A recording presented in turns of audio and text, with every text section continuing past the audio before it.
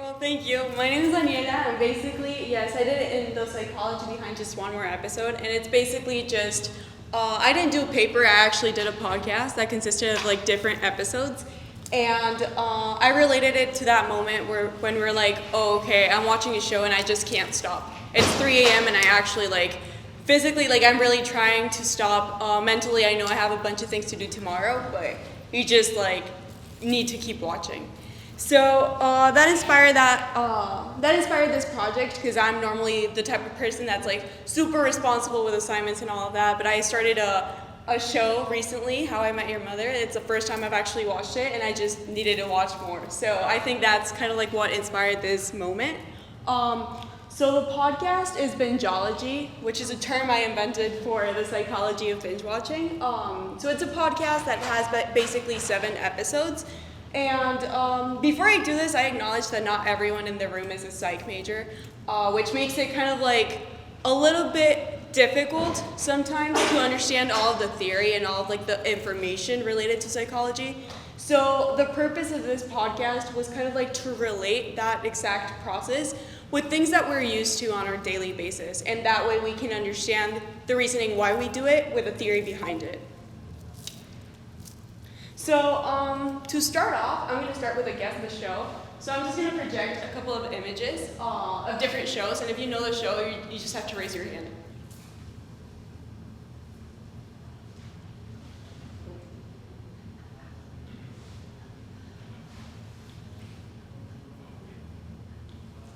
Great.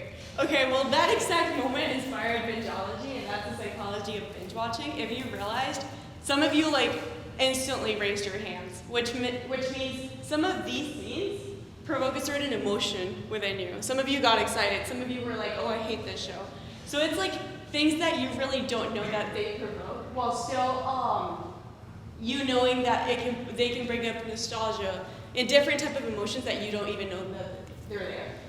So to start off, bingeology has 7 episodes, and it's Hooked in the Feeling, Cliffhanger Chaos, Escaping Reality, Pandemic Pastimes, The Netflix Fog, Snack Psychology, and just one more Everything. So I'm just going to debrief kind of what I went through for every single episode and just give you an overview of what I talked about. So for the first episode, that's Hooked in the Feeling. If you realize what I did is I just did a little summary of the podcast while also doing kind of the theory behind it. So this is all the psychology that we know within why we do certain behaviors, and this is more how we can relate it to our day-to-day lives. So this episode is basically what happens that we decide to go and be okay, I'm just gonna play that one more episode, and it kind of explains how it's just not a habit, it's brain chemistry. So it's not you being tired or you being oh, I'm irresponsible, even though I have things tomorrow, I'm just gonna watch different episodes. It's the way your brain is wired to work. So basically what happens here, in simple terms, is dopamine, which is a neurotransmitter. That's kind of the neurotransmitter that will hit whenever you complete a task or you have that sense of motivation.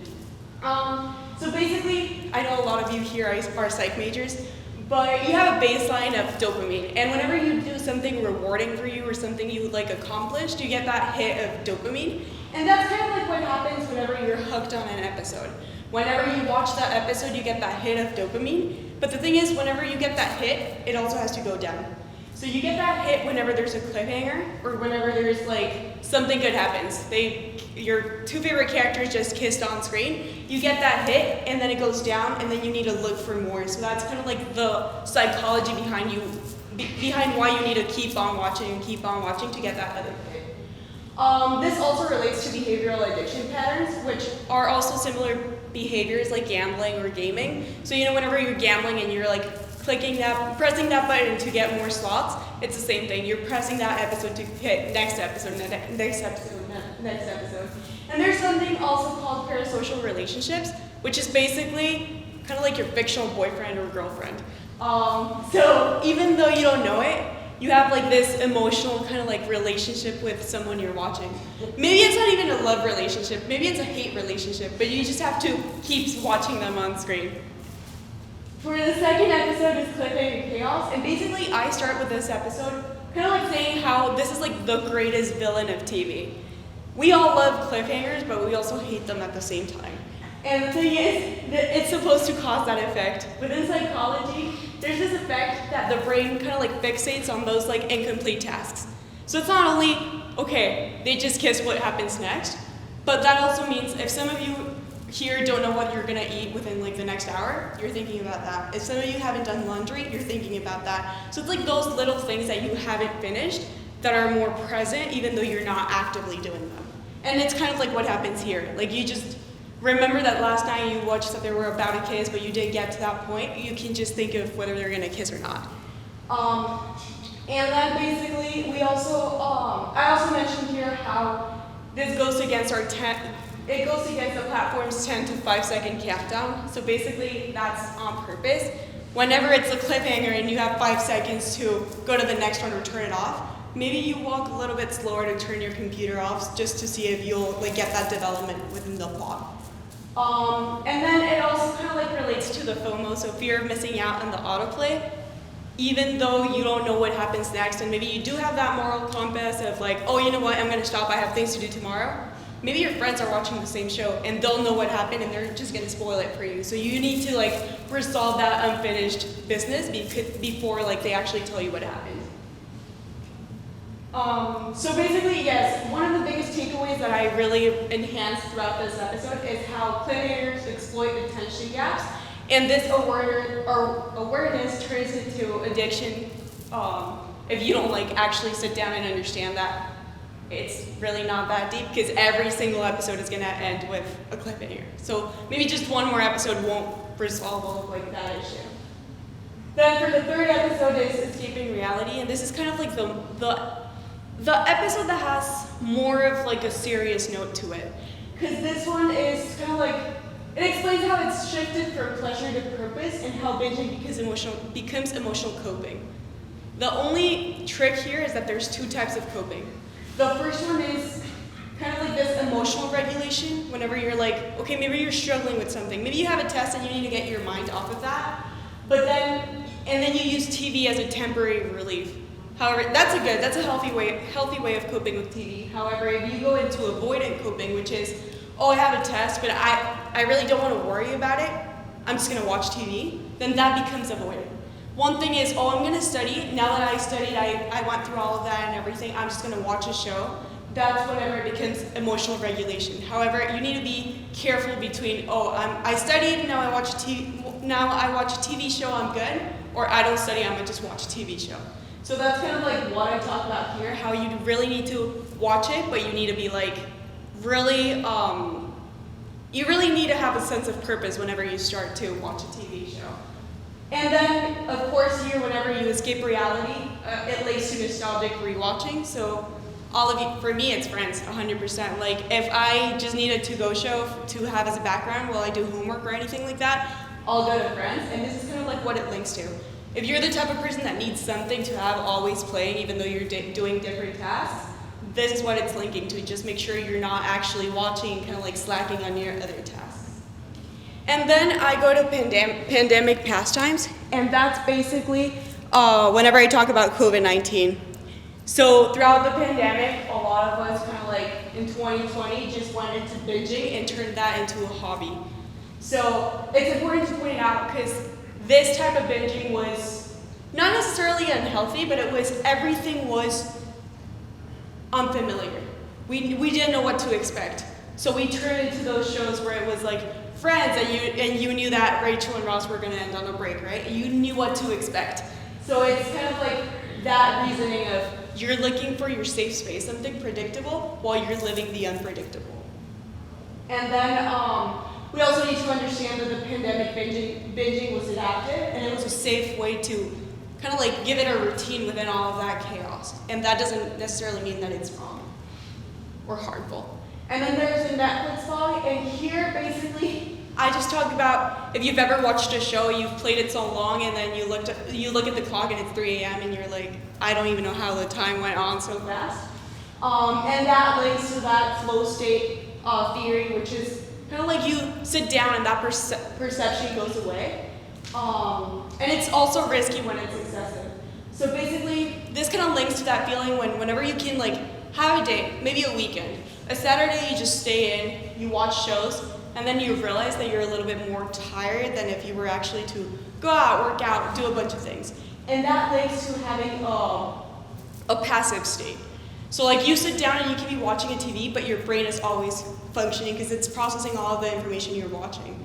So it's really important because you need to understand that there's a difference between sitting down, unwinding, and just having your brain process information. And maybe that can be a little bit more exhausting for you. So you need to kind of like see if you're actually sitting down and watching to relax, or it's just you're passively watching and not even paying attention. You're just making your brain go into overdrive. And then there's snack psychology, and this is basically for the people that plan their snacks before they actually know what movie to watch. So this links, of course, if you go to the movies and you're like, okay, I'm gonna get popcorn even though I just ate 2 minutes ago. And this is basically whenever you relate pleasure, you relate to pairing pleasure with another type of pleasure. So I don't know if you've ever experienced people saying like, oh, you shouldn't be eating whenever you watch TV. And that actually has like a theory behind it where it's up to 45% more intake when you watch, even if you're not hungry. So this is kind of like a way to do that dopamine hit that we were talking about, and then it goes down, and you just try to give it another hit with like snacks or anything like that. And here I just talked about it in a way that's like your emotional support popcorn. And then this is the last one, and this is kind of like the great like conclusion about this talk, and it's called Just One More Everything. This links everything that I talked about throughout my podcast, where it's like, oh, you watch TV, oh, you actually like include snacks and all of that. But then it's also everything else you do. So if you watch TikTok constantly, if you answer emails constantly, if you check your Google Calendar constantly, they're all part of Just One More Everything. So this is kind of like the great outline of how it's a culture that we're starting to develop. So like sometimes we're not even living based on like what we want to do, but it's just a routine that we have to follow. And as I said, this applies to TikToks, even texts, and work. So it's about this concept about modern life being nonstop, and it's kind of like us craving that instant like routine or like following that same procedure. And something that I said that I quote here is, we binge friendships, hobbies, and careers until they burn out. So sometimes we're just used to it.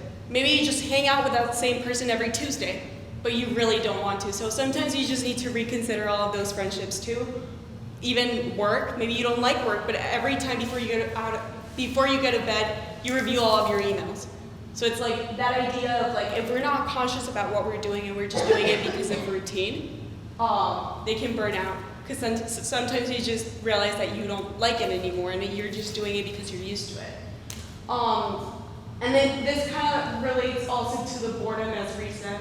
So boredom kind of like sparks that creativity and integration. So if you're bored, it's easy to say, oh, I don't want to do anything today, and then you just follow that schedule that you're used to.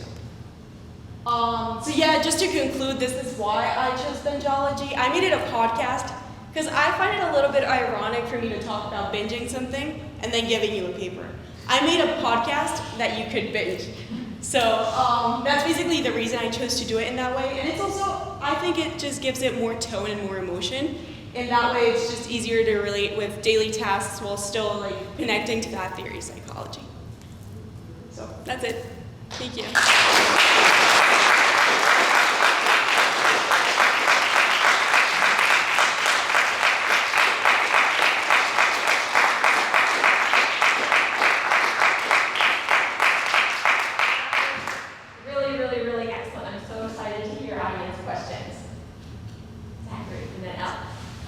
Do you think there's like a way out of this whole just everything mentality that we have, or is that so thoroughly like enmeshed in our like modern day like economy and like technology that we use that there's no way out of it? What do you think?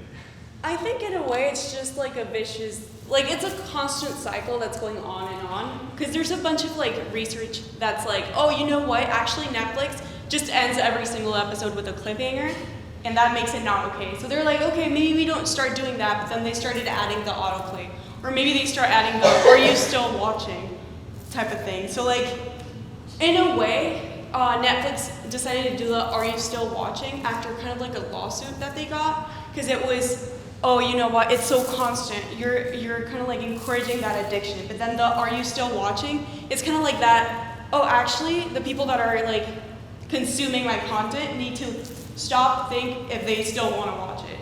So I think overall, like, we're constantly just gonna find ways to like go around that. But I feel like things like the screen time limit and all of that are trying to be like protective measures to take into consideration. But honestly, I feel like it's more about like self-reflection and self-awareness. And was there an episode or like a theory that you related to on those, any of the shows that you've been watching? Actually, I think the one about like just having something familiar playing, I feel like that's something that I'm so used to, because I'm always like, there's so many options to watch like on Netflix that I'm like, I don't even want to find a new one, you know? I just want to go to what I'm used to. So I feel like that was something that really hit home, because I was like, oh, actually, every day I play this while I'm getting ready to go to class. So I feel like that was just really interesting to watch, that maybe like, there was a research actually that whenever you're like a freshman, you tend to do that more because you're adapting. And I was like, you know what, actually during my freshman year, like I'm an international student, so like coming here, I was kind of like binging my familiar episodes, so I just feel like that one was the one I related to. Yeah. First off, amazing job, and second, I love the ideas of the binging one more for TV, for TikTok. So since we have our break coming up for Thanksgiving and then our winter break, what do you think students should do to prevent themselves from just adding one more? Yeah, I think in a way it's just being like really conscious about what you're doing because you're just like used to doing and what you actually want to do. And then something that really helps, or at least I do it all the time, but then now it's backed up by research, is to-do lists. Like even though it might seem like, oh, it's just routine, it's just things I'm checking off a checklist, it's a conscious way of like sitting down and adding things to a list that you actually want to do. And that way like you can reconsider if you actually want to do this. So it doesn't, like a to-do list doesn't only need to be like about assignments or homeworks or like things you have to buy, but it can also be about activities or things that you're actually conscious that you actually like have that drive to do. I was going to ask, when we were researching like the TV shows, was there a specific genre? Because you mentioned that like Netflix had this more of this effect, but was there a specific genre or another company that also had like higher rates of it's just one more effect? Yeah, so whenever I did the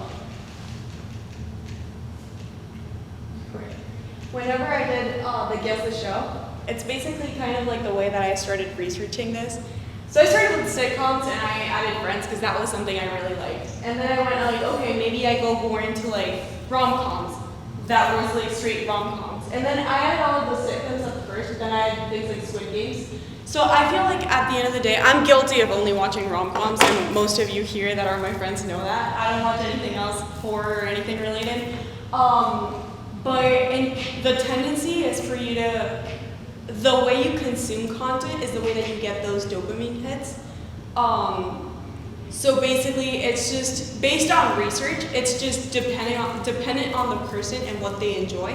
But normally, it's horror, the top one, because normally they're just looking for that sense of surprise within what they're watching. So like that's the most unpredictable genre that you can look at while still keeping it like, oh, it's predictable, you know?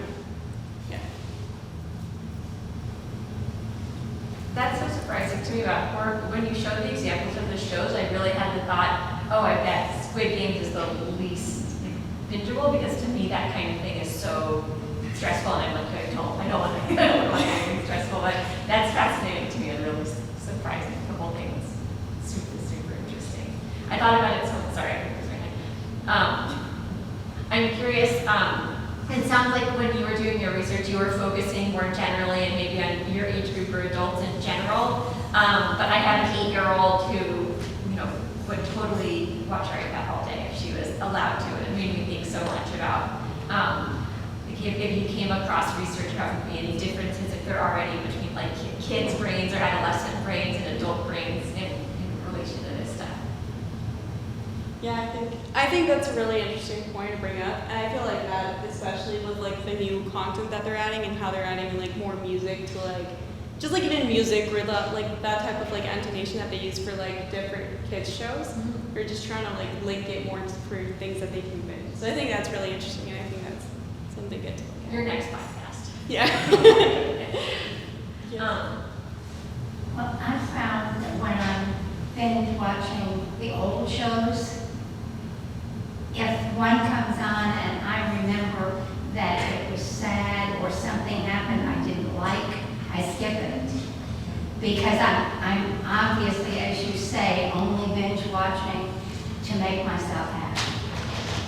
And so, yeah, we're going to skip the one that didn't make me happy. I remember.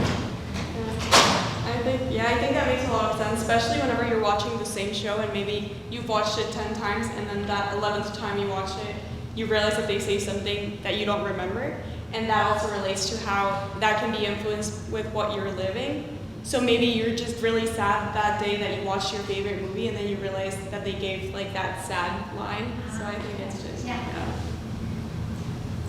Okay, I think I'm gonna, with that, invite your Yes. advisor up. That's okay.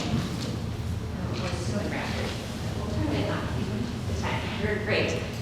Thank you so much. That was really, really, really interesting. Now I get to one of my favorite parts, which is inviting your advisor up. Her advisor was Dr. Castaneda, who's coming up with a chord and a soul, and he'll present this to Dani to represent not only the incredible work she did for her thesis, creating this podcast that I hope you all share, that we can listen to, but really to represent and to celebrate all of the work that she's done over 4 years in the honors program. So I hope you'll wear these with pride at graduation. And Dr. Castaneda, thank you so much. And if you'd like to say a couple things about working on this project, that would be wonderful. Absolutely. Hi, everyone.